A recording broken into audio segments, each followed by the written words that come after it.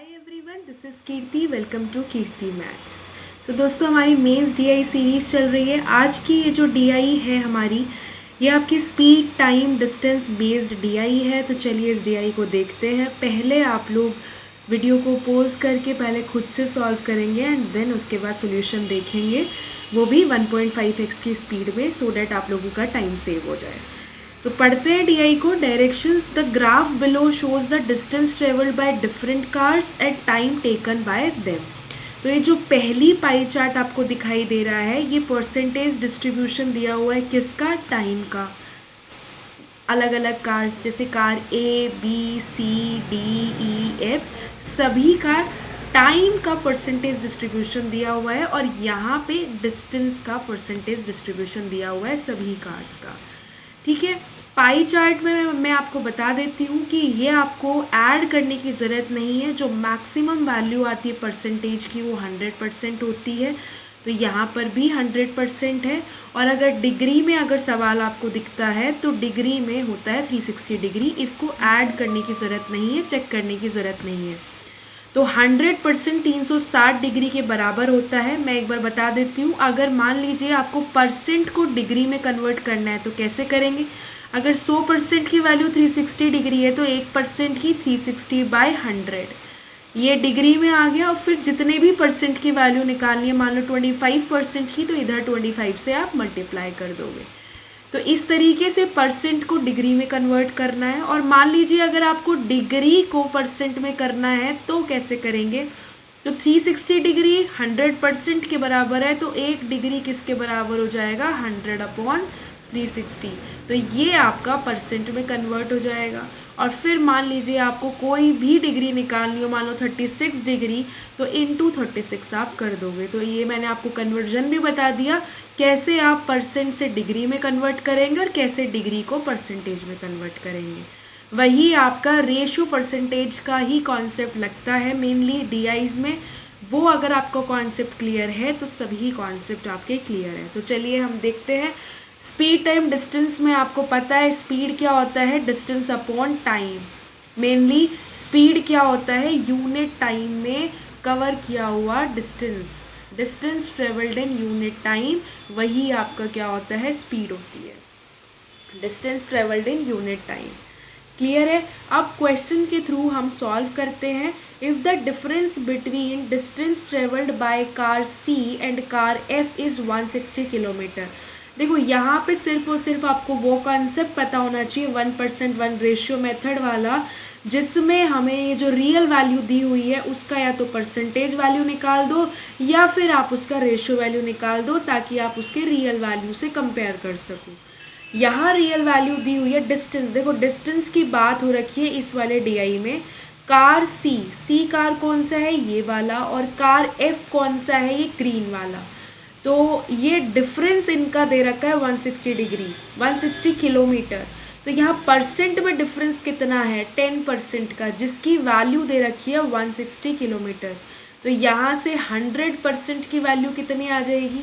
वैसे आपको इतना निकालने की ज़रूरत नहीं है, पहले आप ये देख लीजिए कि आपसे पूछा क्या है।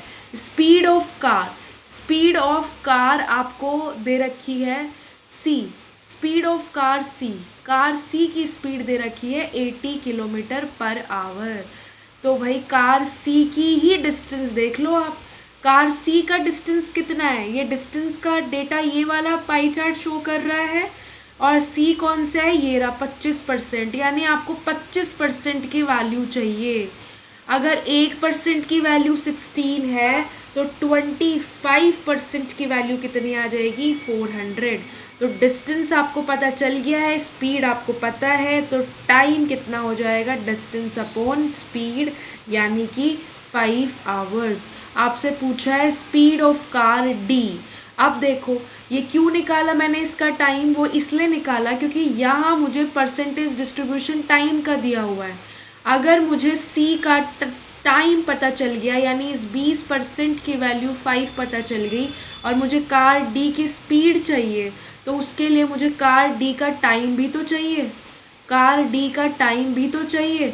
कार डी कौन सा है, ये 10%, अगर 20% की वैल्यू 5 है तो 10% की 2.5।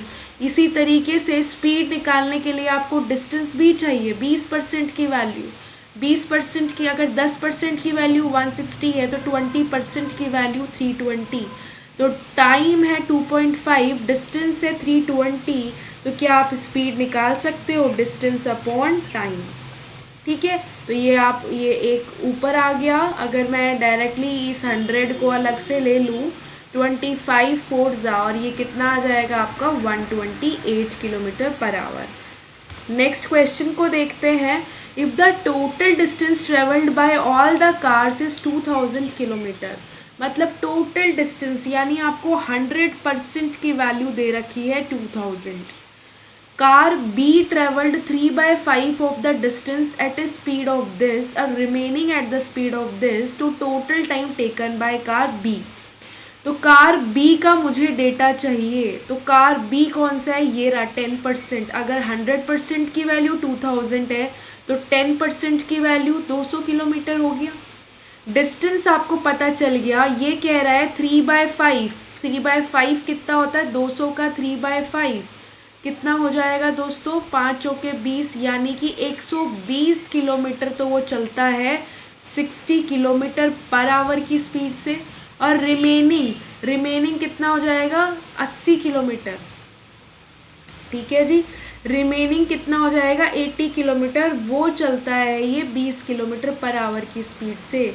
तो यहाँ आपसे पूछा है टोटल टाइम, तो यहाँ टाइम कितना लगा, 2 घंटा, यहाँ टाइम कितना लगा, 4 घंटा, टोटल टाइम कितना लग गया, 6 घंटा।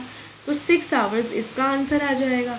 नेक्स्ट क्वेश्चन देखेंगे। Total distance travelled bye all the cars is 1800 kilometre. Total distance, अब यहाँ टोटल डिस्टेंस यानी कि 100% की वैल्यू 1800 दी हुई है। Time taken by car F is 2 hours less than time taken by car E। F कौन सा है, ये रहा 13%, और E कौन सा है आपका, E है ये रहा 17%। तो इनका परसेंटेज में डिफरेंस कितना है, 4%, जिसकी वैल्यू सवाल में दे रखी है 2 घंटा। तो आपको क्या निकालना है, find the percentage by which the speed of car D is more और less than speed of car C। यानी बेसिकली कार D की स्पीड निकालनी है और कार C की स्पीड निकालनी है। तो इसका मतलब पूरा डेटा आपको पता होना चाहिए। तो यहाँ से तो देखो, इस वाले डेटा से तो डिस्टेंस आ जाएगी दोनों की, और इस वाले डेटा से दोनों का टाइम आ जाएगा, और फिर आप स्पीड निकाल सकते हैं। क्लियर है। तो सबसे पहले अगर मैं डिस्टेंस की बात करूँ तो कार D कौन सा है, ये रहा 20%। अगर 100% की वैल्यू 1800 है तो 20% कितना हो जाता है, यानी आपने 5 से डिवाइड किया, तो यहाँ भी आप 5 से डिवाइड कर दीजिए। 5 3 ज़ा 15, 5 6 ज़ा 30, यानी कि 360। यहाँ डिस्टेंस हो गया आपका 360 किलोमीटर कार D का। ठीक है, यहाँ भी डिस्टेंस निकाल दीजिए कार C का। कार C कौन सा है, ये रहा 25%। अगर 100% की वैल्यू 1800 है, 25% की कितनी हो जाएगी, डिवाइड बाय 4 करना पड़ा, तो यहाँ भी डिवाइड बाय 4 कर लो। 4 4 जा 16, 50, 450 किलोमीटर्स कार C का आ जाएगा। ठीक है, अब टाइम भी निकाल दो। टाइम देख लो भाई, यहाँ पे कार D यानी कि 10% की चाहिए, तो यहाँ 2% की वैल्यू 1, तो 10% के लिए 5 से किया तो 5 घंटा। तो यहाँ तो स्पीड कितनी आ जाएगी, 5 7 जा 35 और 5 2 जा 10, 72 किलोमीटर पर आवर। यहाँ टाइम निकाल दो कार C का। कार C कितना, 20%। अगर 2% की वैल्यू 1 है तो 20% की वैल्यू कितनी आ जाएगी, 10। तो यहाँ पे हो गया 10 आवर्स, तो यहाँ स्पीड हो जाएगा 45 किलोमीटर पर आवर। ठीक है, अब आपको बोला है कि कार D की स्पीड कितनी कम या ज़्यादा है कार C से। तो ये तो पता चल गया कि भाई इस कार D की स्पीड ज़्यादा है, 72 है, ये 45 है, तो लेस वाले तो वैसे ही हट गए।